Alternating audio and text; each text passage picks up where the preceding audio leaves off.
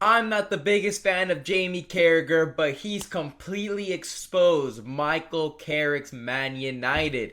Man United were so far in the dumps that they had a good performance against Man City on Michael Carrick's, debut as manager. 2-0 win, right? Right here. 2-0 win. Dominated, some may say. Even though possession, we know City was always going to dominate there. But counterattacking wise and big chances, Man United end up beating Man City. And this Man City hasn't won a match in 5 games now.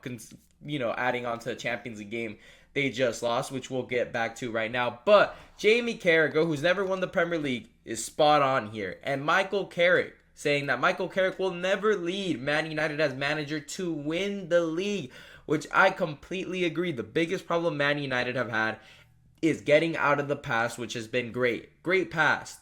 Amazing with Sir Alex Ferguson, but they don't understand football has absolutely evolved. And they still keep on going back to Man United legends to be managers. People that Sir Alex Ferguson is saying, oh yeah, I'm giving the green light to manage, and then they get, shoved out of the club by the fans. Happened multiple times with Moyes, Ole, etc. It's always, oh, does Sir Alex Ferguson approve?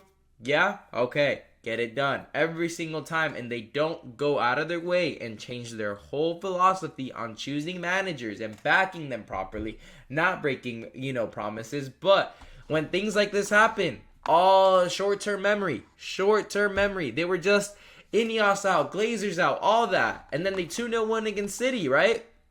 And then it's all out of the way, and it's a Carrick ball. Oh, it's all dandy here in Manchester. Manchester's red. And then next week they'll lose to Newcastle. Or next week they'll lose to this. Or they'll lose to Arsenal. And then it's back to ownership. Back to this. Back to that. Back to protesting. Short-term memory, these United fans. And short-term memory. And at the end of the day, this Champions League game against Bodo, that they lose 3-1 away, Man City. Lost 3-1. Shows to you that Michael Carrick didn't outclass Pep Guardiola City. It's just that Pep Guardiola City is so crap that they can't even beat a team from an unknown league. Unknown league. It's not Man United that's caught form with the new manager bounce back. No. You just caught Man City at their worst form in 10 years. 5 games without winning. You got outscored by Bodo. You got outscored, man. It's not that Michael Carrick came in and changed it. All he did was change the formation. Yeah, the players gave a little bit more effort because some of them didn't like Amarin and most of them don't like City, right? But at the end of the day, this is the worst Man City we've seen. It's genuinely the worst. Guehi is yet to really play. It's just this City team is so beaten up. And then Man United, obviously, they came in. They just got a new manager bounced back. It was all the cards were in favor for Man City to lose that match. And not because Man United is a better team. It's just that Man City is currently in a really bad form. Really bad form. That they lost to Bodo Glimt. It's can't even pronounce it right probably. Like, that's how bad it's getting. Typically, when teams see that club, in the Champions League fixture, they're like, okay, maybe we'll rest a couple players here and there. Man City came out and they lost 3-1. They scored more goals than United. So to me, this proves Jamie Carragher's point right here, because yes, Michael Carrick won his first match against City, but the thing is, it's a long season. They clown Arsenal fans that you can't win the league in January. Wow, you turned your season around in January. Wow, where's the logic? Come on, let's not be hypocrites.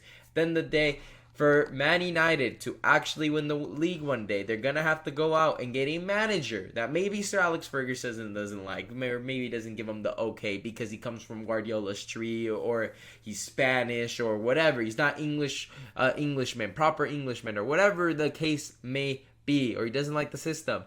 But at the end of the day, you need to go get a proven winning manager. Back him. Don't break promises. And give him time.